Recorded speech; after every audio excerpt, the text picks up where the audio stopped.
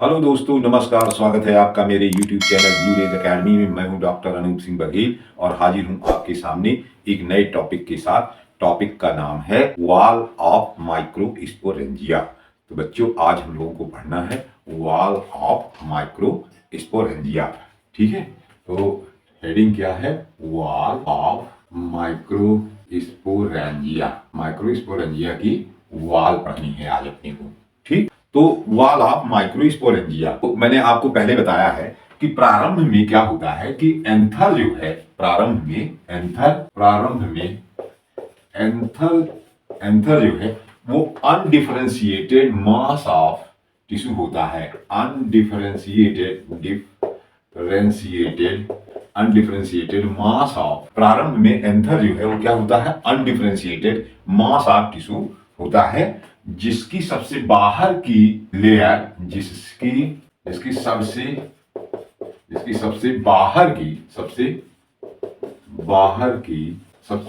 की wall layer epidermis होती है। एपिडर्मिस, ठीक है, एपिडर्मिस होती है या एपिडर्मिस होती है, ठीक है ना, एपिडर्मिस होती है, जिसकी सबसे बाहर की वॉल लेयर क्या होती है? एपिडर्मिस होती है। ठीक, और एपिडर्मिस के ठीक नीचे स्थित हाइपोडर्मिस और एपिडर्मिस के ठीक नीचे स्थित हाइपोडर्मिस की आर्कीस्पोरियल सेल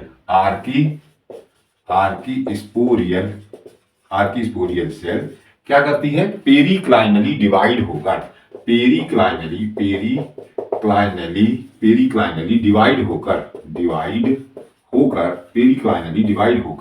क्या बनाती है? दो सेल्स का निर्माण करती है। दो सेल्स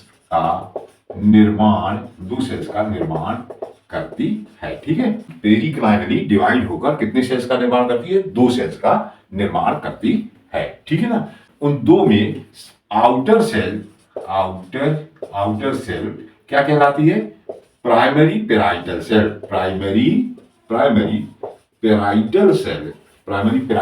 कहलाती है, जिसको आप क्या कहते हो? पीपीसी, है ना, प्राइमरी पेराइटल सेल कहलाती है। और इनर सेल जो है वो क्या कहलाती है?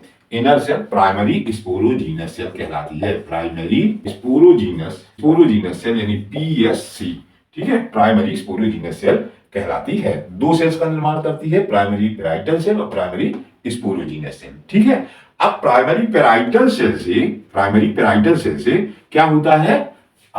अब प्राइमरी पेराइटल सेल से क्या होता है? अब प्राइमरी पेराइटल सेल से वॉल लेयर्स बनती हैं। वॉल लेयर्स का निर्माण होता है। प्राइमरी पेराइटल सेल से वॉल लेयर्स का निर्माण होता है। ठीक है ना, तो वॉल लेयर्स जो है वो कैसी होती हैं? उनका क्रम क्या है? 4 वॉल लेयर होती हैं, जिसमें एपिडर्मिस जो है वो पहले से बनी हुई है। ठीक है, एपिडर्मिस जो है वो पहले से बनी हुई है। एपिडर्मिस, दूसरी क्या है? दूसरी बनेगी इंडोथीसियम, और तीसरी बनती है मिडिल लेयर, और चौथी बनती है टैपटम। ठीक है, टैपटम।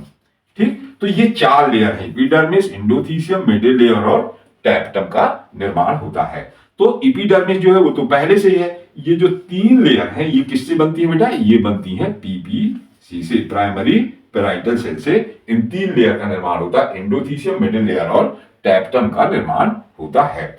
ठीक है, तो अब अपने को ये देखना है कि ये वॉल लेयर कैसे डेवलप होती है, ये वॉल लेयर का डेवलपमेंट कैसे होता है ना। आपने जान लिया कि क्या होता है? अनडिफरेंशिएटेड मास ऑफ टिश्यू जो है उसकी बाहरी लेयर क्या है? एपिडर्मिस है, वो लास्ट से अंत तक रही आती है। और जो दूसरी लेयर है, जो दूसरी हाइपोडर्मिस जो लेयर है, उससे आर्कीस्पोरियल सेल माने फर्टाइल सेल, ये अपन पढ़ चुके हैं प्रीवियस लेक्चर में। ठीक है, तो आर्कीस्पोरियल सेल और उसमें पेरिक्लाइनल डिवीजन होता है, और बाहर की ओर प्राइमरी पेराइटल सेल, अंदर की ओर प्राइमरी स्पोरोजीनस सेल बनती है। और प्राइमरी पेराइटल सेल जो है उसी से क्या होता है? वॉल लेयर्स बनती हैं। तो अपने को क्या पढ़ना है? Wall of microsporangia. तो वॉल ऑफ माइक्रोस्पोरेंजिया में पहले अपन क्या पढ़ ले? पहले पढ़ ले डेवलपमेंट ऑफ वॉल लेयर्स। ठीक है, तो नेक्स्ट हेडिंग अपन क्या देखेंगे? Development of wall layers. ठीक है, तो पहले अपन क्या देखें, undifferentiated mass of anther, undifferentiated mass of anther. ठीक है, अनडिफरेंशिएटेड मास ऑफ एंथर में दो लेयर्स अपने को देखना है। दो लेयर कौन कौन सी है, पहले अपन देख लें। दो लेयर्स हैं, एक तो सबसे बाहर मैंने आपको बताया क्या है, एपिडर्मिस है ना, एपिडर्मिस। और दूसरी लेयर क्या है, हाइपोडर्मिस है कि नहीं, हाइपोडर्मिस। दूसरी लेयर क्या है बेटा, हाइपोडर्मिस है। ठीक, अब एपिडर्मिस जो है वो तो एज इट इज है, और हाइपोडर्मिस से क्या विकसित होगी, अपन ने बात किसकी की है, आर्की स्पोरियल सेल, है ना, से क्या विकसित हुई है, एक आर्की स्पोरियल सेल का निर्माण हुआ। इस आर्की स्पोरियल सेल में अपन ने बात की कि इसमें क्या हुआ था बेटा, इसमें हुआ था पेरिक्लाइनल डिवीजन। इसमें क्या हुआ था, पेरिक्लाइनल डिवीजन। तो पेरिक्लाइनल डिवीजन से क्या बना है, आपने क्या पढ़ा था, एक पढ़ा था पीपीसी, प्राइमरी पेराइटल सेल, है ना, primary parietal cell. Primary parietal cell मतलब पीपीसी का निर्माण हुआ था। और दूसरी क्या बनी थी बेटा, दूसरी बनी थी primary sporogenous cell, primary sporogenous cell मतलब पीएससी, है ना, पीएससी, प्राइमरी स्पोरोजीनस सेल और प्राइमरी पेराइटल सेल का क्या हुआ है, प्राइमरी पेराइटल सेल और प्राइमरी स्पोरोजीनस सेल का निर्माण। अब प्राइमरी पेराइटल सेल जो है ये आगे फिर से डिवाइड होती है और दो सेल्स का निर्माण करती है। ये पुनः डिवाइड होकर के दो सेल बनाती है। एक बनाती है सेकेंडरी पेराइटल सेल, और दूसरी भी क्या है, एक और सेकेंडरी पेराइटल सेल, मतलब दो सेकेंडरी पेराइटल सेल एक बार पुनः डिवाइड होती है और क्या बनाती है, सेकेंडरी पेराइटल सेल, दो सेकेंडरी पेराइटल सेल बनाती है। ठीक है ना, तो ये दो सेकेंडरी पेराइटल सेल का निर्माण होता है। अब जो सेकेंडरी पेराइटल सेल है ये आगे फिर से डिवाइड होती है, सेकेंडरी पेराइटल सेल आगे पुनः डिवाइड होती है और ये पुनः डिवाइड होकर के दो सेल्स का निर्माण करती है। एक तो बनाती है एंडोथीसियम, एक क्या बनाती है बेटा, एक बनाती है ये एंडोथीसियम का निर्माण करती है, और दूसरी क्या बनाती है, दूसरी बनाती है मिडिल लेयर, है ना, मिडिल लेयर का निर्माण करती है। एंडोथीसियम बनाती है और दूसरी सेल क्या बनाती है, मिडिल लेयर बनाती है। ठीक है, अब सेकेंडरी पेराइटल सेल जो है ये फिर से आगे डिवाइड होती है और डिवाइड होकर के ये दो सेल्स, ये भी दो सेल का निर्माण करती है। कौन कौन सी, एक बनाती है मिडिल लेयर, है ना, ये क्या बनाती है, मिडिल लेयर, और एक बनाती है टैपेटम का निर्माण करती है। ठीक है ना, अब इसके बाद जो है, जो मिडिल लेयर है वो फिर से डिवाइड होती है और क्या बनाती है, मिडिल लेयर, पुनः ये डिवाइड होकर के मिडिल लेयर और फिर से एक मिडिल लेयर। इस तरह से क्या है कि ये जो मिडिल लेयर है, ये जो मिडिल लेयर है ये डिवाइड होकर के फिर से मिडिल की दो मिडिल लेयर बना दिया। एक मिडिल लेयर ये है, तो इस तरह से क्या हो गया कि ये तीन मिडिल लेयर हो गई, एक मिडिल लेयर ये हो गई, एक ये हो गई, ये तीन। ठीक है, और ये क्या हो गई, टैपेटम का निर्माण हो गया। तो अब देखिए इस तरह से क्या हुआ कि आपने देखा कि जो वॉल लेयर है वो कितनी हो गई, एक हो गई, सबसे बाहर एपिडर्मिस हो गई, दूसरी उसके नीचे क्या हो गई, एंडोथीसियम हो गई, एक, दो और तीन। ठीक है, ये तीन क्या हो गई, मिडिल लेयर हो गई, और ये चौथी लेयर, फोर्थ क्या हो गई, ये हो गई टैपेटम हो गई। ठीक है ना, तो आप देख रहे हैं कि प्राइमरी पेराइटल सेल से कौन कौन सी बन रही है, प्राइमरी पेराइटल सेल से बन रही है एंडोथीसियम, मिडिल लेयर और टैपेटम का निर्माण हो रहा है। ठीक है, अब देखिए इसमें क्या होता है इधर कि यदि प्राइमरी स्पोरोजीनस सेल की बात करें तो प्राइमरी स्पोरोजीनस सेल में क्या होता है कि ये भी डिवाइड होगी और सेकेंडरी स्पोरोजीनस सेल का निर्माण करती है। प्राइमरी स्पोरोजीनस सेल डिवाइड होगी, देखिए ये अभी मियोसिस कहीं नहीं हुई है इसलिए ये क्या है, सब 2x है। ठीक है, तो सेकेंडरी स्पोरोजीनस सेल बन गई। अब ये आगे डिवाइड होगी, माइटोटिकली डिवाइड हो रही है सब, तो आगे डिवाइड होगी तो क्या बनेगी, स्पोर मदर सेल का निर्माण होगा, स्पोर मदर सेल बन जाएगी, ये भी 2x है। अब इस स्पोर मदर सेल में क्या होगा, मियोसिस डिवीजन होगा, अर्धसूत्री विभाजन होगा, और इस अर्धसूत्री विभाजन से क्या होगा, स्पोर्स का निर्माण होगा, जिनको क्या कहते हो, स्पोर टेट्राड, है ना, स्पोर टेट्राड्स का निर्माण होगा, और ये स्पोर टेट्राड बाद में किस में कन्वर्ट हो जाएंगे, पॉलन ग्रेन्स में, है ना, पॉलन ग्रेन्स में, पॉलन ग्रेन्स में कन्वर्ट हो जाएंगे। तो इस तरह से क्या है कि ये जो है अपने को एक्चुअल में पढ़ना था, ये हिस्सा कौन सा, ये वाला हिस्सा पढ़ना था, वॉल ऑफ माइक्रोस्पोरेंजिया। ठीक है, तो ये क्या है, development of wall of microsporangia. तो आप डायग्राम के लिए लिख देंगे क्या, ये जो फिगर है इसको आप क्या लिखेंगे, development of wall of microsporangia, है ना, वॉल ऑफ माइक्रोस्पोरेंजिया। ठीक है, microsporangia, development of wall of microsporangia. ठीक है ना, तो ये चीज जो है ये मैंने आपको ये बता दी। ठीक है, अब इसके बाद अपने को नेक्स्ट लिखना है मेंट of wall of microsporangia, development of wall of microsporangia को डेविस ने ये 4 बेसिक टाइप के बताए, 4 प्रकार का बताया है, 4 प्रकार का बताया है। Development of wall of microsporangia को डेविस 1966 ने 4 प्रकार का बताया है, 4 प्रकार का। ठीक है, जिसमें नंबर 1 है, पहला क्या है, बेसिक टाइप। ठीक है, बेसिक टाइप में क्या होता है कि पहले क्या रहती है, primary parietal cell, PPC, primary parietal cell. ठीक है, अब प्राइमरी पेराइटल सेल डिवाइड होकर के क्या बनाती है, दो सेल्स बनाती है। क्या है, आउटर सेकेंडरी पेराइटल सेल, है ना, आउटर सेकेंडरी पेराइटल सेल और inner secondary parietal cell. Outer secondary parietal cell और इनर सेकेंडरी पेराइटल सेल। जो आउटर सेकेंडरी पेराइटल सेल है इससे 2 लेयर्स का बनती है। बेसिक टाइप में बात अपन करें, ठीक है, बेसिक टाइप में प्राइमरी पेराइटल सेल 2 में डिवाइड होती है, आउटर सेकेंडरी पेराइटल सेल और इनर सेकेंडरी पेराइटल सेल। ठीक है, आउटर सेकेंडरी पेराइटल सेल जो है वो आगे चल के 2 लेयर्स का निर्माण करती है, 2 लेयर्स में का विकास करती है। एक है इंडोथीसियम और दूसरी है मिडिल लेयर, है ना, मिडिल लेयर का निर्माण करती है। ठीक है, आउटर सेकेंडरी पेराइटल सेल आगे चलकर क्या करती है, इंडोथीसियम और मिडिल लेयर का विकास करती है। इसके बाद जो इनर सेकेंडरी पेराइटल सेल है वो आगे चल करके क्या करती है, ऊपर की ओर क्या बनाती है, मिडिल लेयर, और नीचे की ओर क्या बनाती है, टैपेटम बनाती है। ठीक है, टैपेटम का निर्माण करती है। तो इस तरह से क्या है, बेसिक टाइप मतलब जो सामान्य प्रकार का है वो कैसा है कि प्राइमरी पेराइटल सेल जो है वो 2 सेल्स में डिवाइड होती है, आउटर सेकेंडरी पेराइटल सेल और inner secondary parietal cell. Outer secondary parietal cell जो है ऊपर की ओर इंडोथीसियम बनाती है और नीचे की ओर मिडिल लेयर बनाती है।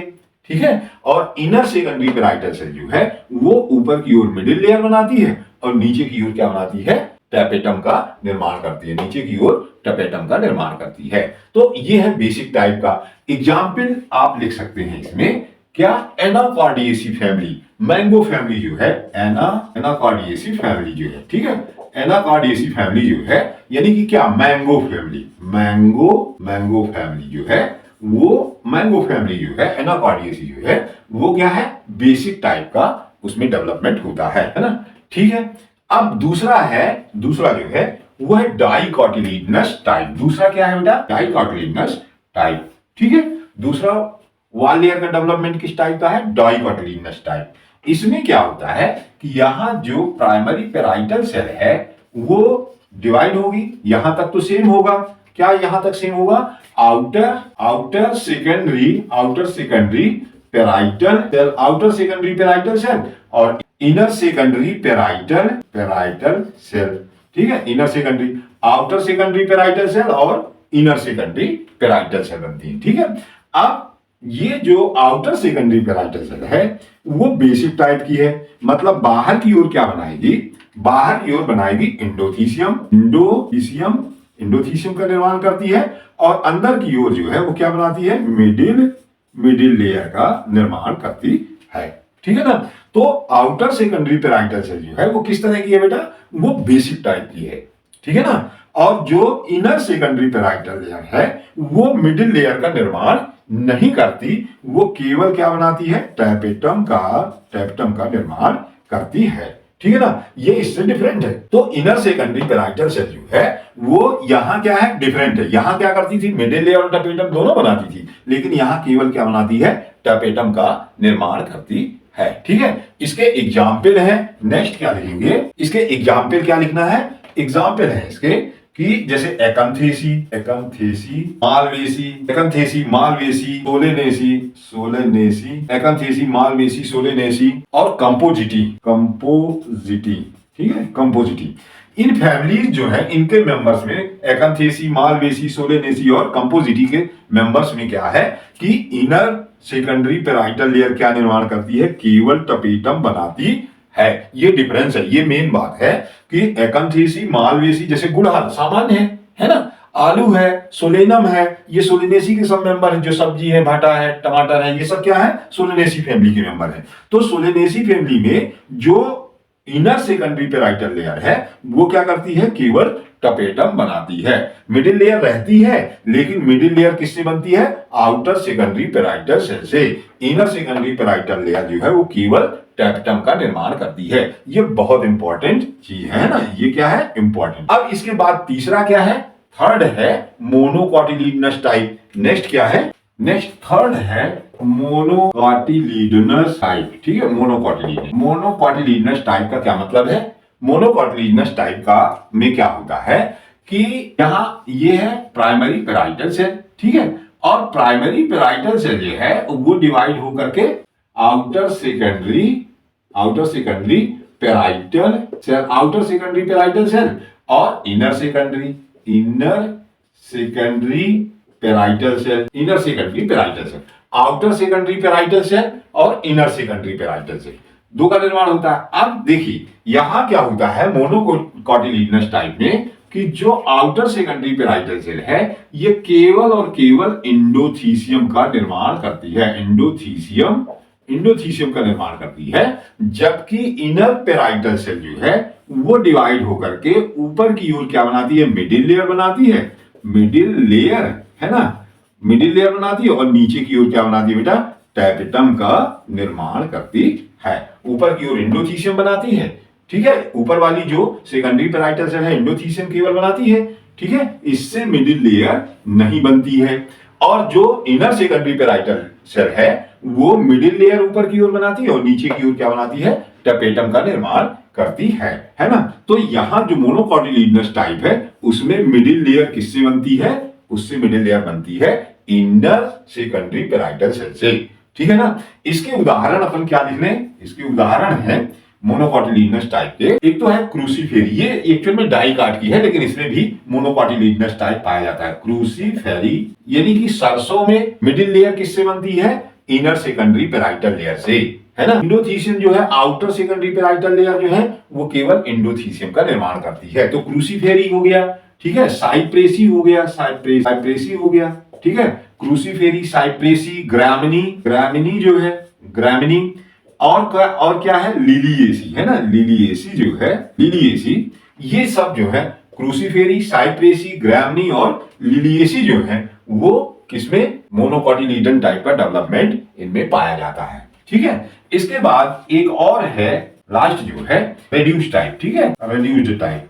ठीक, अब रिड्यूस्ड टाइप में क्या होता है कि यहां जो प्राइमरी पेराइटल सेल है, प्राइमरी पेराइटल सेल है ना, यहां जो प्राइमरी पेराइटल सेल है वो डिवाइड होकर के इसी के जैसे क्या बनाती है, outer secondary parietal cell, outer secondary parietal cell और inner secondary parietal cell, inner secondary parietal, outer secondary parietal cell और इनर सेकेंडरी पेराइटल सेल। ठीक है, लेकिन यहां क्या है कि यहां मिडिल लेयर का निर्माण नहीं होता। Outer secondary parietal cell endothecium बनाती है, एंडोथीसियम बनाती है और इनर सेकेंडरी पेराइटल जो है वो टैपेटम का निर्माण करती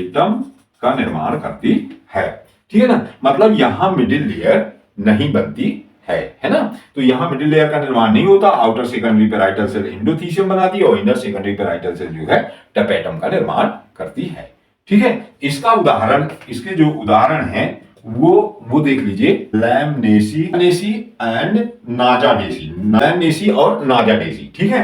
तो लैमनेसी और नाजाडेसी में क्या होता है, मिडिल लेयर का निर्माण नहीं होता। माने कहने का मतलब यह है कि लैमनेसी और नाजाडेसी में मिडिल लेयर नहीं पाई जाती, मिडिल लेयर नहीं पाई जाती, ठीक है, नहीं पाई जाती है। नाजाडेसी और लैमनेसी, ठीक है, लैमनेसी और नाजाडेसी में मिडिल लेयर नहीं पाई जाती। तो इस तरह से वॉल ऑफ माइक्रोस्पोरेंजिया का डेवलपमेंट जो डेविस ने है वो 4 प्रकार का बताया है। बहुत इंपॉर्टेंट है कि किसमें मिडिल लेयर कहां से बनती है, कौन सी जो है वो केवल एंडोथीसियम बनाती है, कहां मिडिल लेयर नहीं होती है। तो ये सारी चीजें जो है ये भी आपको जानना है, ठीक है ना। फिर नेक्स्ट अपन देखते हैं वॉल लेयर्स का डिस्क्रिप्शन, अपन देख रहे हैं ना, वॉल लेयर, ठीक है, वॉल लेयर्स का डिस्क्रिप्शन अपन देख रहे हैं, ठीक। वॉल लेयर्स में क्या है कि निम्न 4 माइक्रोस्पोरेंजिया की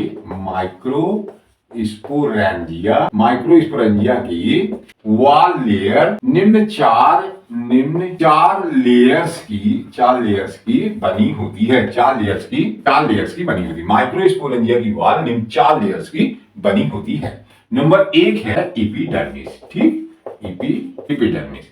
अब एपिडर्मिस जो है ये क्या है, सबसे आउटर लेयर है, सबसे बाहर का स्तर है,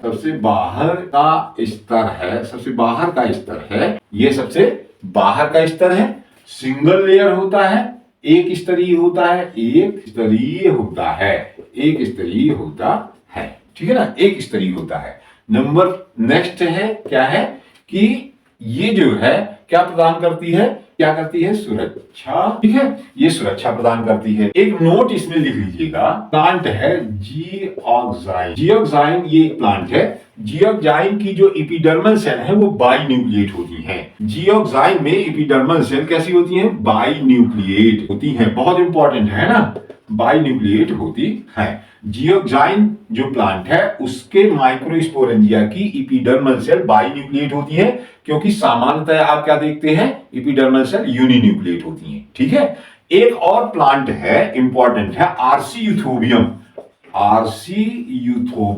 में जो एपिडर्मल सेल है उनमें फाइब्रस थिकनिंग पाई जाती है, ठीक है। इसके एपिडर्मल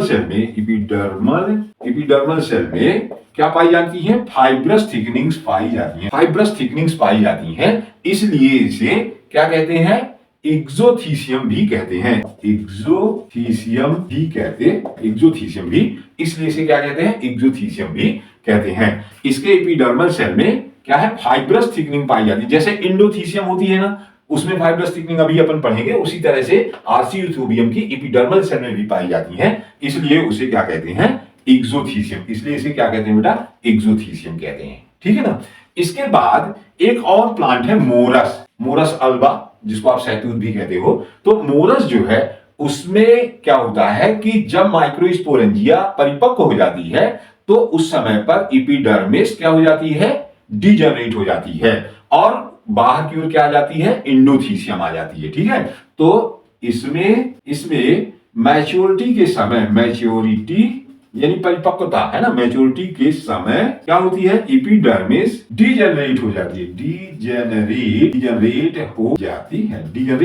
है, इसमें मैच्योरिटी के समय एपिडर्मिस जो है वो क्या हो जाती है, डिजनरेट हो जाती है। किसमें, मोरस में। तो ये इंपॉर्टेंट है, जियोक्साइन, आरसी यूथोबियम और मोरस, ये में विशेषता है। किसकी में विशेषता है, इनकी एपिडर्मिस में इंपॉर्टेंस है, ठीक है ना। और ये आप जानते हो कि एपिडर्मिस का निर्माण प्राइमरी पेराइटल सेल से नहीं होता। एक लाइन और आप यहां पे कहीं पे लिख लेंगे कि एपिडर्मिस का निर्माण, यानी इसका निर्माण जो है वो प्राइमरी पेराइटल सेल से नहीं होता। बहुत इंपॉर्टेंट है, नहीं होता है, इसका निर्माण प्राइमरी पेराइटल सेल से नहीं होता है। ये इसकी क्या है, विशेषता है एपिडर्मिस की, ठीक है। अब इसके बाद दूसरा नेक्स्ट है क्या है, इंडोथीसियम क्या है, बाहर से अंदर की ओर का दूसरा स्तर है। ये क्या है, बाहर से अंदर की ओर का दूसरा चक्र है, ये सॉरी बाहर से अंदर की ओर का दूसरा स्तर है ना, दूसरा स्तर है, बाहर से अंदर की ओर का ये दूसरा स्तर है। ठीक है, यह इलांगेटेड यानी लंबी कॉल्यूमिनर सेल्स का बना होता है, यह लंबी कॉल्यूमिनर सेल्स का बना होता है, यह लंबी कॉल्यूमिनर सेल्स का बना होता। अभी अपन देखेंगे इसको, है ना, डायग्राम में। जब माइक्रोस्पोरेंजिया मैच्योर हो जाती है तो इसके इनर वॉल लेयर से क्या होती है, हाइग्रोस्कोपिक थिकनिंग जो है वो डेवलप हो जाती है।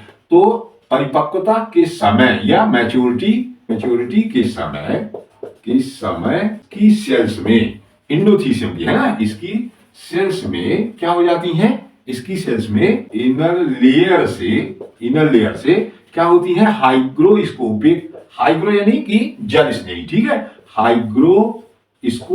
हाइग्रोस्कोपिक है ना, इसकी इनर लेयर से हाइग्रोस्कोपिक थिकनिंग उत्पन्न होती है, हाइग्रोस्कोपिक थिकनिंग्स उत्पन्न होती हैं, जो किसकी बनी होती है, हाइग्रोस्कोपिक थिकनिंग जो है वह किसकी बनी होती है, जो कि cellulose comma pectin and lignin की बनी होती है, लिग्निन, ठीक है, पेक्टिन, सेल्यूलोज, पेक्टिन और लिग्निन की बनी होती है, ठीक है, जो कि सेल्यूलोज, पेक्टिन और लिग्निन की बनी होती है। और ये कैसी होती है, हाइग्रोस्कोपिक होती है। जब माइक्रोस्पोरेंजिया क्या हो जाती है, परिपक्व हो जाती है, तो ये नमी को अवशोषित करके और क्या होती है, फूलती है, जिससे माइक्रोस्पोरेंजिया क्या हो जाती है, फट जाती है और क्या हो जाते हैं, स्पोर्स जो हैं वो या पॉलन ग्रेन्स जो हैं वो क्या हो जाते हैं, बिखर जाते हैं। तो नेक्स्ट इसी में क्या लिख लेंगे, यह क्या करती है, किसमें सहायक है, माइक्रोस्पोरेंजिया के डेहिसेंस में, डेहिसेंस की हिंदी होती है स्फुटन, ठीक है, तो यह माइक्रोस्पोरेंजिया के डेहिसेंस में, डेहिसेंस की हिंदी होती है स्फुटन, ठीक है, स्फुटन माइक्रोस्पोरेंजिया के डेहिसेंस में सहायक है, डेहिसेंस में सहायक, स्फुटन में सहायक है। और क्या करती है, माइक्रोस्पोर का डिस्पर्सन भी करते हैं, झटके से फटते हैं तो माइक्रोस्पोर क्या हो जाते हैं, उदक जाते हैं, है ना। और माइक्रोस्पोर्स या पॉलन ग्रेन्स के माइक्रोस्पोर्स आबलिक करके मैं लिख देता हूं, पॉलन ग्रेन्स के डिस्पर्सल पॉलन ग्रेन के डिस्पर्सल में मदद करती है, ठीक है ना, में मदद करती है। ये कैसे होती है बेटा, देखो ये क्या है कि ये है वाल, तो ये क्या है, एपिडर्मिस है, ये पूरी क्या है बेटा, ये है एपिडर्मिस, ठीक।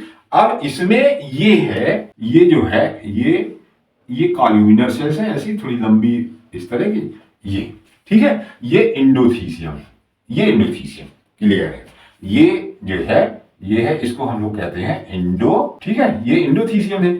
और इंडोथीसियम में मैंने आपको बताया कि ये क्या है, ये जो है इनर टेंजेंशियल वॉल से ऐसे हाइग्रोस्कोपिक थिकनिंग्स जो है वो क्या हो जाती हैं, इससे उत्पन्न होती हैं, नीचे से जुड़ी रहती हैं ये, ठीक है, ये और बनी किसकी होती है, सेल्यूलोज की, पेक्टिन की और लिग्निन की बनी होती हैं। तो ये है हाइग्रोस्कोपिक थिकनिंग, इनको कहते हैं, ये है हाइग्रोस्कोपिक थिकनिंग, ठीक है, इंडोथीसियम है और इंडोथीसियम में क्या है, हाइग्रोस्कोपिक थिकनिंग है, ठीक है। ये क्या है बेटा, ये है एपिडर्मिस, तो ये क्या हो गया, ये है इंडोथीसियम, ठीक है। इसके बाद एक नोट लिख लीजिए कि हाइड्रोकैरिटेसी हाइड्रोकैरिटेसी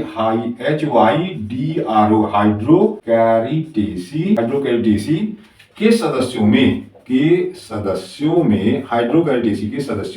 और क्लिस्टोगैमस फ्लावर जो कि चारों तरफ से बंद रहते हैं, वो खुलते नहीं हैं, उनको इसलिए कहते हैं वो क्लिस्टोगैमस फ्लावर हैं, ठीक है। तो और क्लिस्टोगैमस फ्लावर में यह फाइब्रस थिकनिंग नहीं होती, यह फाइब्रस थिकनिंग्स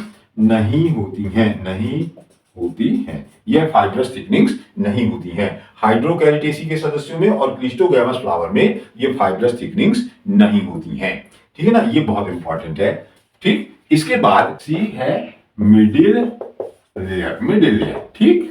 तीसरा क्या है बेटा, तीसरा है मिडिल लेयर, यह बाहर से अंदर की ओर का तीसरा स्तर है, यह बाहर से अंदर की ओर का बाहर से अंदर की ओर का का तीसरा स्तर है ना, तीसरा स्तर, ये बाहर से अंदर की ओर का तीसरा स्तर है। ठीक है, ये जो है 1 से 6 स्तर का बना हो सकता है, या 1 से 6 लेयर्स है ना, 6 लेयर्स का बना होता है, 1 से 6 लेयर्स का बना होता है। ठीक है, यह न्यूट्रिशन का काम करती है। मिडिल लेयर जो है यह माइक्रोस्पोर्स या पॉलन ग्रेन को पोषण देने का काम करती है। ठीक है, यह मैच्योरिटी पर यह नष्ट हो जाती है, मैच्योरिटी पर नष्ट हो जाती है, ये मैच्योरिटी पर क्या हो जाती है, नष्ट हो जाती है। और एक और इसका कैरेक्टर है कि यह क्या करती है, पोषण देने का काम करती है। यह पोषण देने का, यह जो है यह पोषण देने का काम करती है। यह पोषण देने का काम करती है। किसको पोषण देती है, माइक्रोस्पोर या पॉलन ग्रेन जो है, माइक्रोस्पोर या पॉलन ग्रेन्स को न्यूट्रिशन देने का या पोषण देने का काम करती है। ठीक है ना, तो ये क्या है, मिडिल लेयर है। इसके बाद अब ये देखिए मिडिल लेयर क्या है, यहां पे ये है मिडिल लेयर, ये क्या है,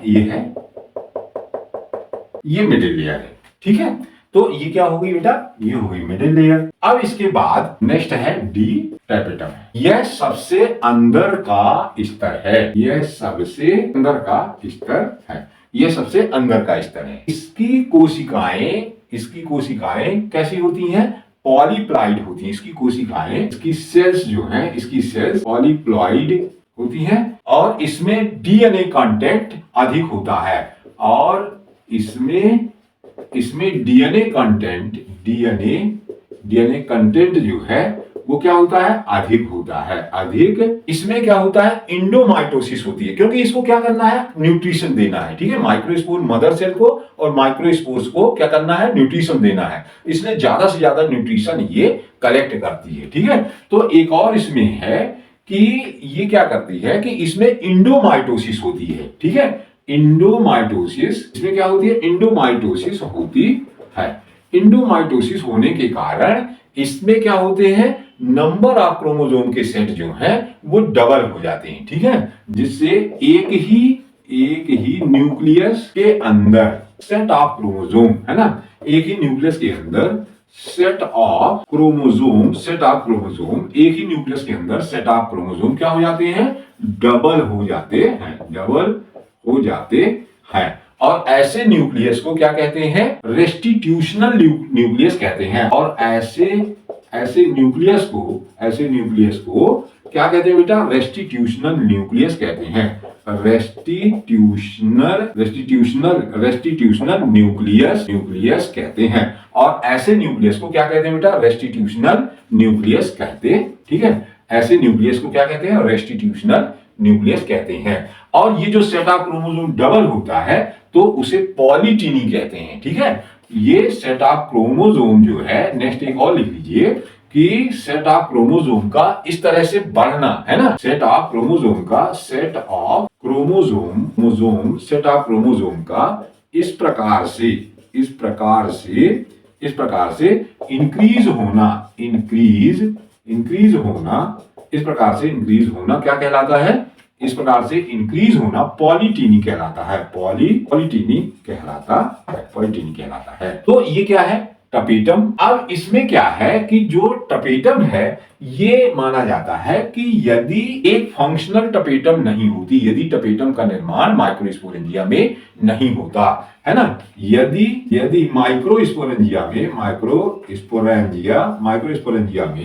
एक फंक्शनल टपेटम का निर्माण नहीं होता, एक फंक्शनल टपेटम का निर्माण नहीं होता, तो माइक्रोस्पोर मदर सेल विकसित नहीं होती।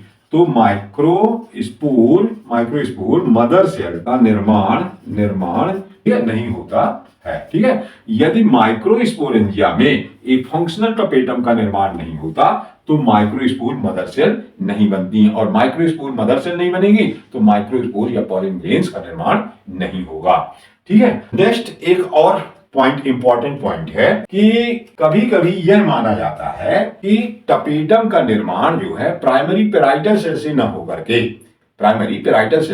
न होकर के स्पोरोजीनस टिश्यू की आउटर लेयर जो है वही टपेटम का काम करती है। जैसे अब क्या होगा, ये क्या है बेटा, ये टपेटम की लेयर है। अब ये टपेटम जो है इसके अंदर यहाँ पे क्या भरा हुआ है, इस जगह पर यहाँ पे भरे हुए हैं क्या, स्पोरोजीनस टिश्यू है। तो स्पोरोजीनस टिश्यू की जो सबसे बाहर की लेयर है वही टपेटम का काम करती है और ऐसी टपेटम को सी टपेटम कहते हैं। क्या कहते हैं, ऐसी टपेटम को सी टपेटम कहते हैं। और जब टपेटम क्या है, प्राइमरी पेराइटल सेल से विकसित होती है तो उसे पी टपेटम कहते हैं। इस तरह से डेवलपमेंट के यानी विकास के आधार पर टपेटम दो प्रकार की होती है, पी टपेटम और सी टपेटम। तो ये एक पॉइंट इंपॉर्टेंट नोट कर लें, टपेटम का विकास जो है, कभी कभी टपेटम का विकास स्पोरोजीनस टिश्यू की आउटर लेयर से होता है। स्पोरोजीनस टिश्यू की आउटर लेयर से होता है, आउटर लेयर से होता है। ठीक है, का विकास, टपेटम का विकास स्पोरोजीनस टिश्यू की आउटर लेयर से होता है। तब इसे सी टपेटम कहते हैं, तब इसे क्या कहते हैं बेटा, तब इसे कहते हैं सी टपेटम। लेकिन जो सामान्य स्थिति है उसमें टपेटम किससे विकसित होती है, प्राइमरी पेराइटल सेल से, है ना। तो नेक्स्ट इसी में आप लिख लेंगे, लेकिन सामान्यतः टपेटम का विकास क्या होता है, सामान्यतः टपेटम का विकास किससे होता है, प्राइमरी पेराइटल सेल से होता है। तो इसे क्या कहते हैं, तब इसे पी टपेटम कहते हैं। तब इसे क्या कहते हैं बेटा,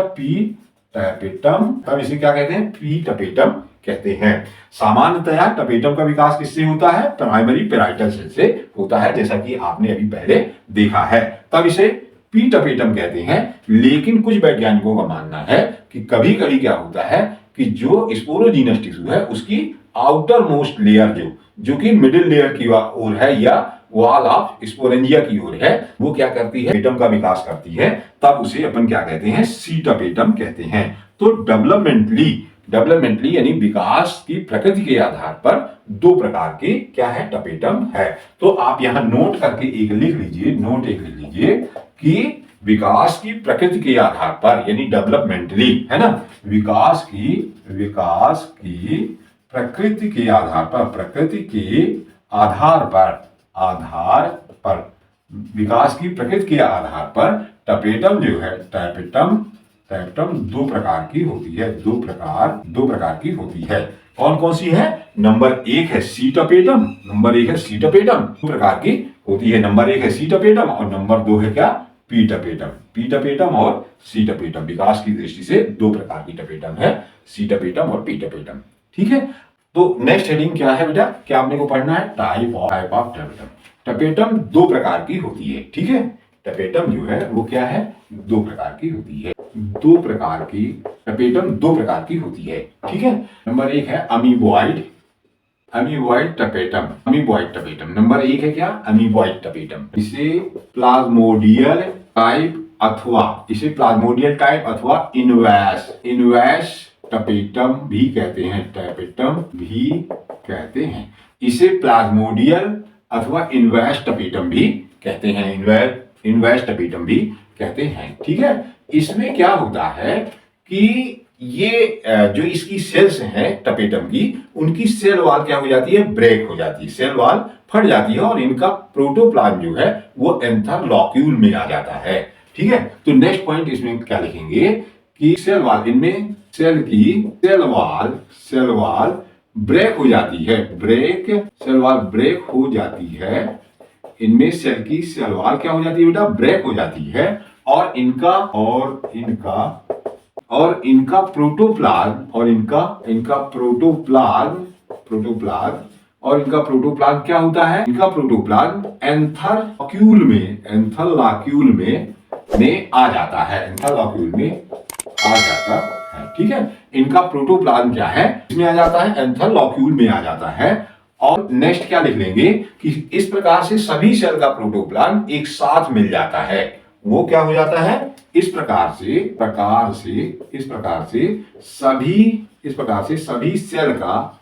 सभी सेल का प्रोटोप्लाज्म प्रोटोप्लाज्म आपस में मिलकर क्या बना लेता है, पेरीप्लाज्मोडियम बना लेता है, मास ऑफ प्रोटोप्लाज्म बना लेता है, मिलकर मास ऑफ प्रोटोप्लाज्म बना लेता है, जिसे क्या कहते हो बेटा, जिसे पेरीप्लाज्मोडियम कहते हैं। ये जो पेरीप्लाज्मोडियम है ये मल्टी न्यूक्लिएटेड होता है, क्योंकि प्रत्येक सेल का जो प्रोटोप्लाज्म आता है उसमें एक न्यूक्लियस होता है ना। तो ये जो पेरीप्लाज्मोडियम है वो कैसा होता है बेटा, पेरीप्लाज्मोडियम जो है वो कैसा होता है, पेरीप्लाज्मोडियम मल्टी न्यूक्लिएटेड होता है, मल्टी न्यूक्लिएटेड होता है। ठीक है, पेरीप्लाज्मोडियम कैसा होता है, मल्टी न्यूक्लिएटेड होता है। अब इस पेरीप्लाज्मोडियम का काम क्या है कि इसके चारों ओर माइक्रोस्पोर मदर सेल जो है वो क्या हो जाती हैं, व्यवस्थित हो जाती हैं। पेरीप्लाज्मोडियम के चारों ओर माइक्रोस्पोर मदर सेल व्यवस्थित हो जाती हैं और उससे न्यूट्रिशन प्राप्त करती रहती हैं। ठीक है, इसके चारों ओर नेक्स्ट क्या लिख लो बेटा, इसके चारों ओर क्या होती है, माइक्रोस्पोर मदर सेल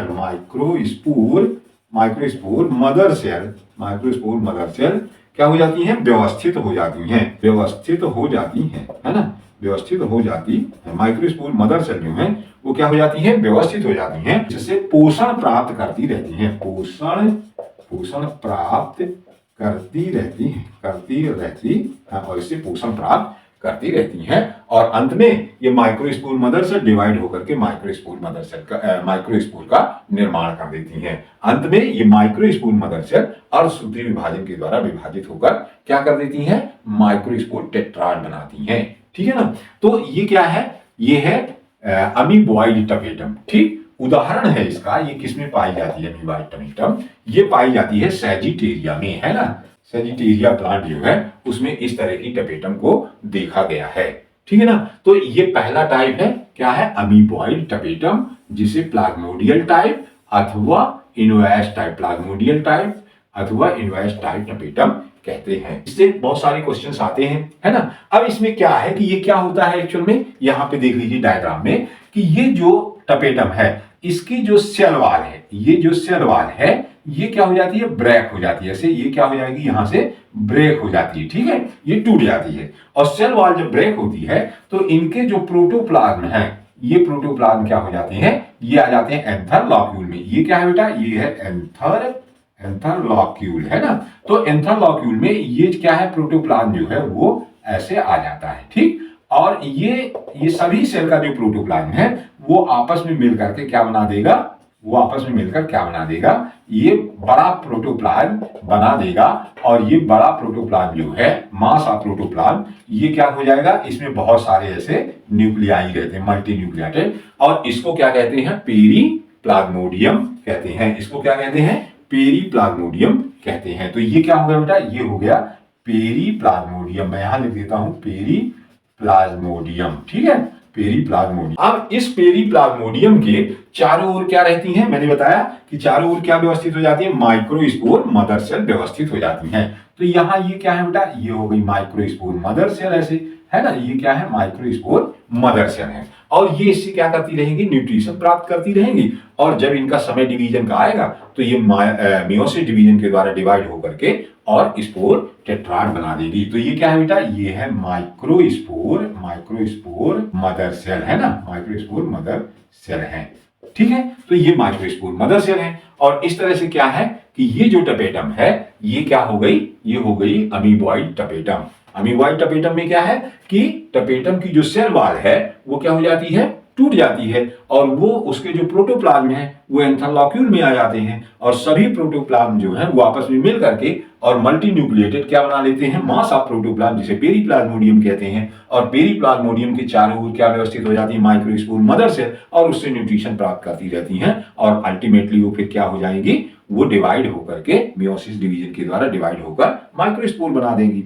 ठीक है ना। तो ये हो गई कौन सी टपेटम, अमीबॉइड टपेटम। अब दूसरा है, नेक्स्ट क्या है बेटा, ग्लैंडुलर टपेटम। ग्लैंडुलर टपेटम अथवा सेक्रीटरी टपेटम, सेक्रीटरी टपेटम अथवा इसी को कहते हैं पेराइटल टपेटम, है ना। तो दूसरा क्या है, ग्लैंडुलर टपेटम, ठीक। इसे सेक्रीटरी टपेटम, इसमें लिखेंगे इसे सेक्रीटरी टपेटम अथवा पेराइटल टपेटम भी कहते हैं, अथवा पेराइटल टपेटम भी कहते, इसे सेक्रीटरी टपेटम अथवा पेराइटल टपेटम भी कहते हैं, किसको, ग्लैंडुलर टपेटम को, ठीक है। इसमें क्या होता है कि ये जो सेल है ये फटती नहीं है, सेल फटती नहीं है। ये सेल क्या हो जाती है कि यहां से पृथक होकर के, और टपेटम की सेल कहां जाती है, एंथर लॉक्यूल में आ जाती है। सेल फटती नहीं है, सभी सेल क्या होती हैं, पृथक हो जाती हैं, पृथक होकर के एंथर लॉक्यूल में आ जाती हैं। तो इसमें सबसे बड़ी विशेषता क्या है कि यहां टपेटल सेल जो है, टपेटल सेल, यहां टपेटल सेल की सेल वॉल टपेटल सेल की सेल वॉल ब्रेक नहीं होती है, यहाँ टपेटल सेल की सेल वॉल जो है वो ब्रेक नहीं होती है, बल्कि क्या होता है, बल्कि सेल क्या होती है, सेल जो है वो पृथक होकर के एंथर लॉक्यूल में आ जाती हैं, बल्कि सेल पृथक होकर क्या हो जाती हैं, सेल पृथक होकर एंथर लॉक्यूल में आ जाती हैं, एंथर लॉक्यूल में आ जाती हैं, बल्कि सेल पृथक होकर एंथर लॉक्यूल में आ जाती हैं। और इन सेल के अंदर एक वैक्यूल प्रकट होती है, और वो क्या होती है, जब बढ़ती है वैक्यूल तो इन सेल्स की क्या हो जाती है, न्यूक्लियस जो है वो डिजनरेट हो जाता है। बहुत इंपॉर्टेंट पॉइंट है इसके अंदर है, क्या है कि इन सेल्स के अंदर जब ये आ जाती है एंथर लॉक्यूल में, तो इन सेल्स के अंदर एक वैक्यूल प्रकट होती है, रिक्तिका प्रकट होती है, एक वैक्यूल प्रकट होती है। इन सेल्स के अंदर क्या होती है, एक वैक्यूल रिक्तिका प्रकट होती है, जिससे सेल का न्यूक्लियस क्या हो जाता है, डिजेनरेट हो जाता है, जिससे क्या होता है, सेल का न्यूक्लियस नष्ट हो जाता है। क्योंकि जब तक सेल का न्यूक्लियस रहेगा तब तक इसको माइक्रोस्पोर मदर सेल इससे भोजन प्राप्त नहीं कर पाएगी, है ना। इसलिए क्या है कि पहले उसका न्यूक्लियस जो है वो नष्ट होना चाहिए। तो न्यूक्लियस नष्ट हो जाता है, तब ये सेल डेड हो जाती हैं, तब फिर माइक्रोस्पोर मदर सेल जो है इनसे पोषण प्राप्त करती हैं। तो इनका सेल का न्यूक्लियस क्या हो जाता है, डिजेनरेट हो जाता है, और यह सेल जो है और क्या हो जाती हैं, डेड हो जाती हैं, ठीक है। अब जब ये सेल डेड हो जाती हैं, मतलब यहां क्या हो गया है कि ये जो सेल है ये कहां आ गई है, पूरी की पूरी जो सेल है वही आ गई है कहां पे, ये आ गई है किसके अंदर, लॉक्यूल के अंदर आ गई है। ये पूरी की पूरी सेल जो है वो कहां आ गई है, ये एंथर लॉक्यूल के अंदर आ गई है। ये टपेटल सेल है ना, ये ब्रेक होके नहीं आई है, ठीक है। ये पूरी की पूरी सेल ही आ गई है, और इसके अंदर ये क्या हो जाती है, जब वैक्यूल प्रकट होती है तो ये क्या हो जाती है, इस तरह से ये इनका न्यूक्लियस नष्ट हो जाता है, और ये सेल क्या हो जाती है, ऐसे इस तरह से पृथक ये सेल ऐसे रह जाती है, ठीक है। इनका जो न्यूक्लियस है वो नष्ट हो जाता है, और इनके अंदर ऐसे प्रोटोप्लाज्म भरा रहता है, और इनके चारों ओर क्या हो जाती है बेटा, माइक्रोस्पोर मदर सेल ऐसे हो जाती हैं। और ये माइक्रोस्पोर मदर सेल जो है ये क्या करती हैं, इनसे न्यूट्रिशन प्राप्त करती रहती हैं। तो ये क्या है, ये है माइक्रोस्पोर मदर सेल, है ना। ये क्या है, माइक्रोस्पोर मदर सेल है, और ये क्या है, ये टपेटल सेल है ना। ये क्या है बेटा, ये है टपेटल सेल, ये क्या है, टपेटल सेल है। तो यहां क्या हो रहा है कि जो टपेटल सेल है वो लेयर से पृथक होकर के कहां जाती हैं, एंथर लॉक्यूल में आ जाती हैं, और ये टपेटल सेल के अंदर क्या होता है, एक वैक्यूल बन जाती है जिससे इसका न्यूक्लियस नष्ट हो जाता है, और ये टपेटल सेल जो है क्या बन जाती हैं, माइक्रोस्पोर मदर सेल का भोजन बन जाती हैं, या उनको पोषण देने लगती हैं, तो डेड हो जाती हैं। नेक्स्ट क्या लिखेंगे कि यह सेल माइक्रोस्पोर मदर सेल को पोषण देने का कार्य करती हैं। यह सेल माइक्रोस्पोर मदर सेल को पोषण देने का काम करती हैं, है ना। यह सेल क्या करती हैं, माइक्रोस्पूल मदर सेल को पोषण देने का काम करती हैं। ठीक है, ये बात समझ में आ गई है ना, ये क्लियर हो गया। दूसरे प्रकार की कैसी है, सेक्रीटरी टपेटम या ग्लैंडुलर टपेटम या पेराइटल टपेटम। वहां क्या हो रहा था कि सेल की सेल वॉल फट जा रही थी और प्रोटोप्लाज्म उनका आकर के पेरीप्लाज्मोडियम बना रहा था। यहाँ क्या है कि पूरी की पूरी सेल जो है वो एंथर लॉक्यूल में आ जाती है, फिर उसके अंदर वैक्यूल प्रकट होती है और इसका न्यूक्लियस नष्ट हो जाता है और फिर यही सेल के चारों ओर क्या है, माइक्रोस्पूल मदर सेल जो है वो व्यवस्थित हो जाती है और वो पोषण प्राप्त करती है। तो इस तरह से क्या है कि ये क्या हो गया बेटा, ये हो गया टाइप ऑफ टपेटम।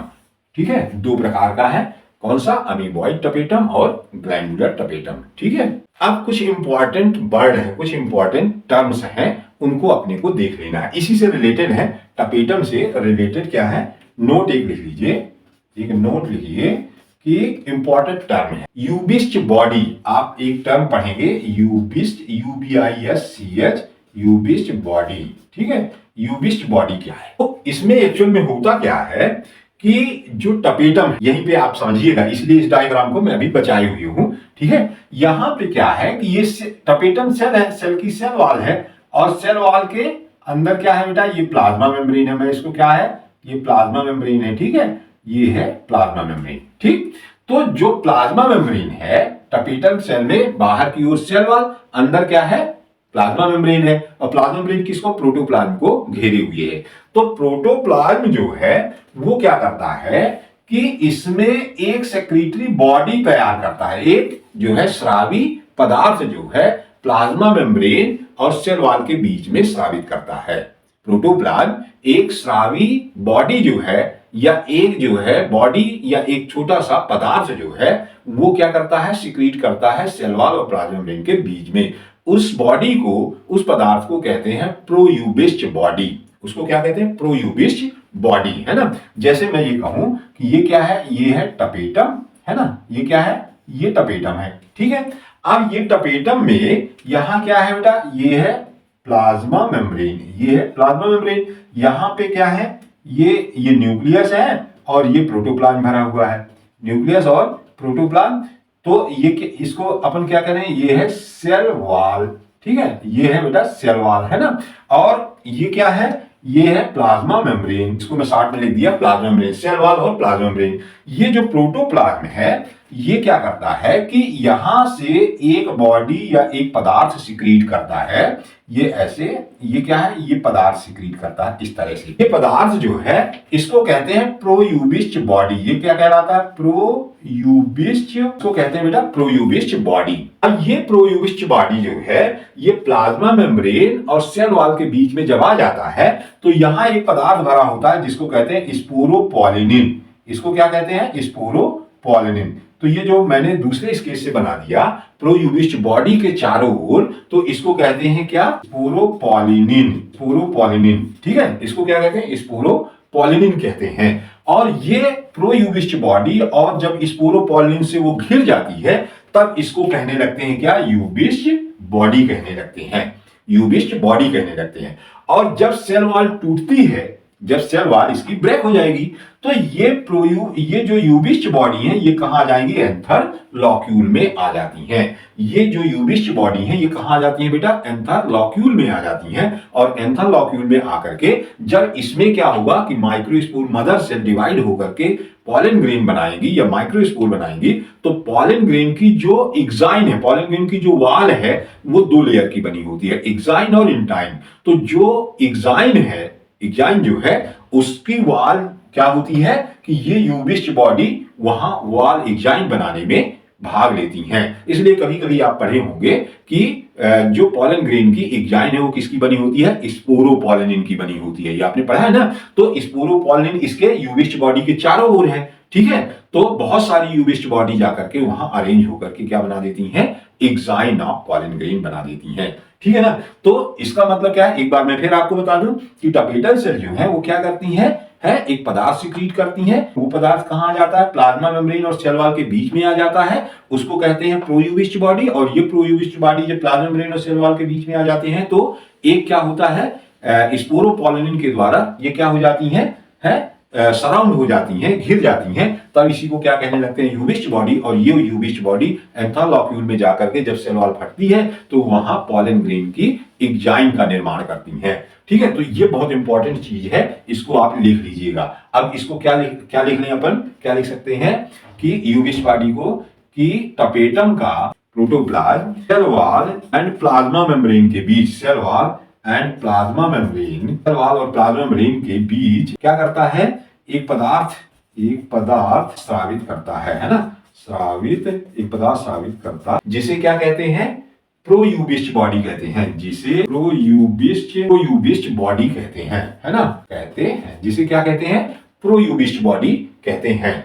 और यह प्रोयूबिस्ट बॉडी सेल वॉल और प्लाज्मा मेम्ब्रेन के बीच आकर स्पोरोपोलिन से क्या हो जाता है, ढक जाता है, जो कि स्पोरोपोलिन के द्वारा सराउंड हो जाता है ना, सराउंड स्पोरोपोलिन के द्वारा क्या हो जाता है, घिर जाता है। तब इसे क्या कहने लगते हैं, यूबिस्ट बॉडी कहते हैं। तब इसे क्या लिखेंगे आप, तब इसे यूबिस्ट बॉडी कहते हैं, तब इसे यूबिस्ट कहते हैं, तब इसे क्या कहते हैं, यूबिस्ट बॉडी कहते हैं, जो कि एंथर लॉक्यूल में, ये क्या करते हैं, जो कि एंथर लॉक्यूल में जाकर के और पॉलन ग्रेन की एंजाइम बनाते हैं, पॉलन ग्रेन की एंजाइम का निर्माण करते हैं, है ना, जो कि एंथर लॉक्यूल में जाकर पॉलन ग्रेन की एंजाइम का निर्माण करते हैं। ठीक है ना, तो ये क्या है, एक बहुत इंपॉर्टेंट चीज है कि यूबिस्ट बॉडी क्या है, यूबिस्ट बॉडी क्या है, टपेटम का प्रोटोप्लाज्म जो है कुछ पदार्थ सिक्रीट करता है सेल वॉल और प्लाज्मा मेम्ब्रेन के बीच में, उनको प्रोयूबिस्ट बॉडी कहते हैं। और वहीं वो प्रोयूबिस्ट बॉडी क्या है, स्पोरोपोलिन के द्वारा घिर जाती हैं, और उस स्पोरोपोलिन के द्वारा घिरने के बाद इनको यूबिस्ट बॉडी कहते हैं। और ये यूबिस्ट बॉडी वहां से कहां आ जाती है, एंथर लॉक्यूल में आ जाती है, और वहां जो पॉलन ग्रेन की एंजाइम है उसका निर्माण करते हैं। ठीक है ना, तो ये क्या है, एक टर्म ये हो गया यूबिस्ट बॉडी। नेक्स्ट हेडिंग क्या है बेटा, नेक्स्ट है फंक्शन ऑफ टपेटम के कार्य। ठीक है, यह माना जाता है कि पॉलन ग्रेन के निर्माण में टपेटम का महत्वपूर्ण रोल है। इसमें अपन लिख लें कि पॉलन ग्रेन्स के निर्माण में टपेटम का महत्वपूर्ण रोल है ना, महत्वपूर्ण रोल है। यदि टपेटम डिजनरेट हो जाती है, यदि पॉलन ग्रेन बनने से पहले टपेटम नष्ट हो जाती है, यदि पॉलन ग्रेन बनने से पहले टपेटम नष्ट हो जाती है, मतलब डिजनरेट हो जाती है, नष्ट हो जाती है, पॉलन ग्रेन का निर्माण नहीं होता, तो पॉलन ग्रेन निर्माण नहीं होता है ना, नहीं होता है, तो पॉलन ग्रेन्स का निर्माण नहीं होता। यदि पॉलन ग्रेन्स बनने से पहले टपेटम नष्ट हो जाती है तो पॉलन ग्रेन्स का निर्माण नहीं होता है। ठीक है ना, नेक्स्ट क्या है, टपेटम के मुख्य कार्य निम्न है, टपेटम के मुख्य कार्य निम्न है ना, निम्न है, टपेटम के मुख्य कार्य जो है वो निम्न है। ठीक है, नंबर 1 पहला है न्यूट्रिशन, फर्स्ट है न्यूट्रिशन। टपेटम में स्टार्च एंड प्रोटीन का संग्रह होता है, जो कि विकसित होने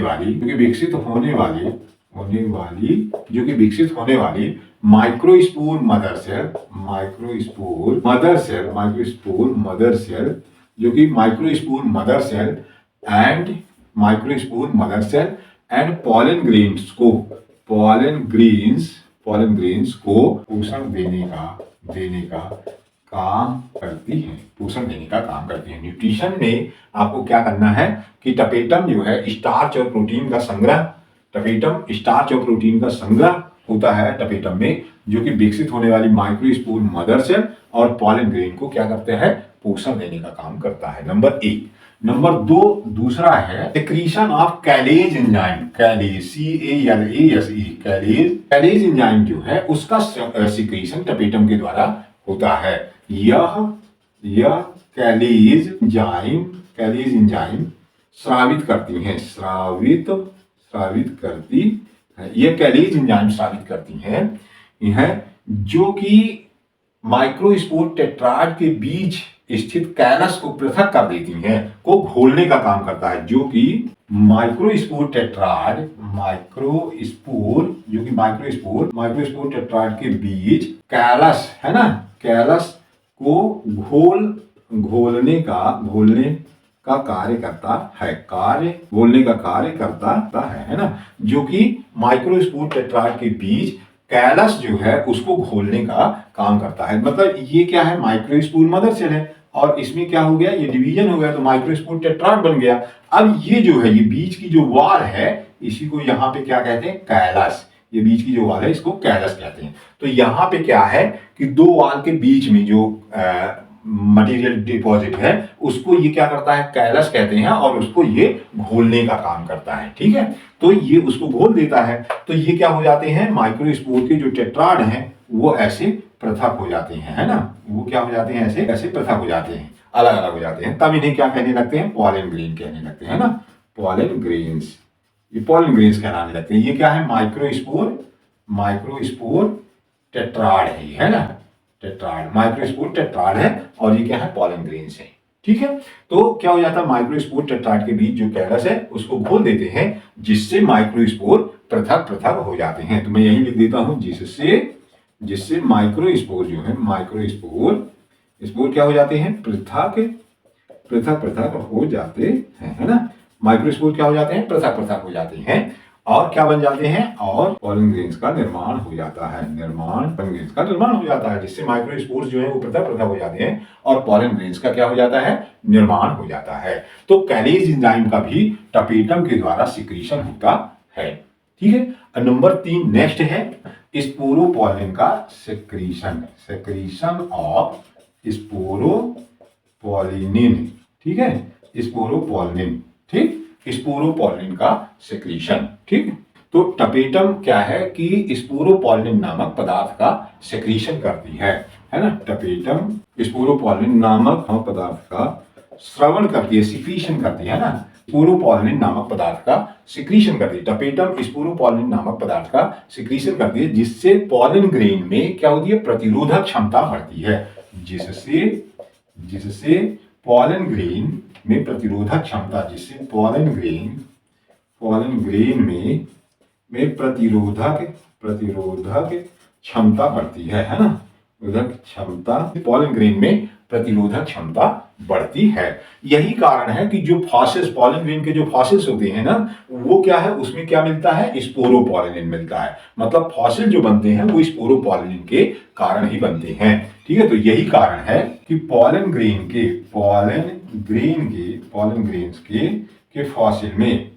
फॉसिल में स्पोरोपोलिन होता है, स्पोरोपोलिन होता है ना, स्पोरोपोलिन होता है।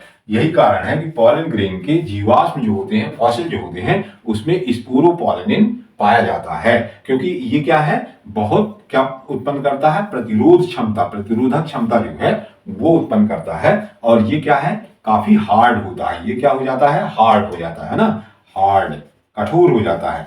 ठीक है, तो पॉलन ग्रेन में कौन सा पदार्थ पाया जाता है, पॉलन ग्रेन के फॉसिल में, तो स्पोरोपोलिन उसका आंसर रहता है। ठीक है, तो स्पोरोपोलिन का सिक्रीशन। नेक्स्ट एक और है, अगला 4th नंबर अपन लिख लें। 4th नंबर है वॉल फॉर्मेशन, है ना, वॉल फॉर्मेशन। वॉल जो यूबिस्ट बॉडी है वो क्या करती है, पॉलन ग्रेन की वॉल फॉर्म करती है ना। तो ये जो है स्पोरोपोलिन और यूबिस्ट बॉडी है ना, यूबिस्ट एंड स्पोरोपोलिन क्या करती हैं, pollen grains wall specially exine, ठीक है, एग्जाइन जो होती है निर्माण करती है। ठीक है, पॉलन ग्रेन की वॉल का निर्माण करती है। ठीक है, ये हो गया। इसके बाद एक और है, इंपॉर्टेंट है कि पॉलन किट, 5वां फंक्शन है पॉलन किट का सिक्रीशन। यह एक तेलीय पदार्थ है, आयली सब्सटेंस है, यह एक तेलीय है ना, तेलीय मतलब आयली, तेलीय पदार्थ जो कि कैरोटीनॉइड एंड लिपिड्स का बना होता है, यह एक तेलीय पदार्थ है जो कि कैरोटीनॉइड्स एंड लिपिड्स का बना होता है, पॉलन किट। ठीक है, और पॉलन ग्रेन की ये एग्जाइन के निर्माण में भाग लेता है ना। पॉलन ग्रेन की एग्जाइन क्या है? आउटर वॉल, है ना, outer wall layer of pollen grain, है ना, outer wall layer of pollen grain. तो पॉलन ग्रेन की एग्जाइन के निर्माण में भाग लेता है, कि निर्माण में भाग लेता है। ठीक है, तो ये क्या है, 5 जो है ये इंपॉर्टेंट फंक्शन है टपेटम के। ठीक है ना, टपेटम के इंपॉर्टेंट फंक्शंस क्या क्या है? पहला, ये न्यूट्रिशन का काम करती है, माइक्रोस्पोर मदर सेल और पॉलन ग्रेन को न्यूट्रिशन देती है। दूसरा, कैलेज एंजाइम, है ना, जो कि माइक्रोस्पोर टेट्राड के बीच में कैलस डिपॉजिट होता है, जिससे वो आपस में जुड़े रहते हैं, तो उसको ये कैलेज एंजाइम क्या करता है? डिसॉल्व कर देता है, जिससे वो अलग अलग होकर के और पॉलन ग्रेन्स का निर्माण करते हैं।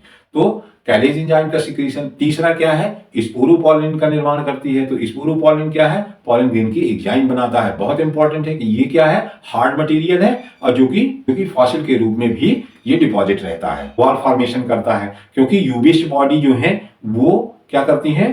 पॉलन ग्रेन की एंजाइम का निर्माण करती हैं। लास्ट क्या है? लास्ट है इसका पॉलन किट का निर्माण। पॉलन किट क्या है? ये एक आईडी सब्सटेंस है, और वो क्या करता है? पॉलन ग्रेन की एंजाइम निर्माण करता है। तो इस प्रकार से माइक्रोस्पोरेंजिया की जो वॉल है वो मैंने बहुत विस्तृत आपको बता दी है। शायद ही इतना डिटेल में किसी बुक में आपको मिले, और इतने सरलता से मैंने आपको वॉल ऑफ माइक्रोस्पोरेंजिया बता दिया है, उसका डेवलपमेंट बता दिया है, उसके टाइप्स मैंने आपको बता दिया है, उसके स्ट्रक्चर्स बता दिया है, किन प्लांट्स में क्या इंपॉर्टेंट पॉइंट्स हैं उनको मैंने आपको बता दिया है, उसके टाइप्स मैंने बता दिए हैं, मैंने टपेटम के फंक्शंस बता दिए हैं। कई बार टपेटम को पे एक अलग से नोट्स पूछ लिया जाता है ना, तो टपेटम पे जो नोट्स आता है उसको भी आप डिटेल में लिख सकते हैं। टपेटम के फंक्शंस आते हैं, उनको आप डिटेल में इतना सारा लिख सकते हैं। ठीक है, तो आज की वीडियो यहीं तक। यदि आपको मेरी वीडियो पसंद आई हो तो इसे सब्सक्राइब, लाइक और शेयर जरूर करिए। धन्यवाद।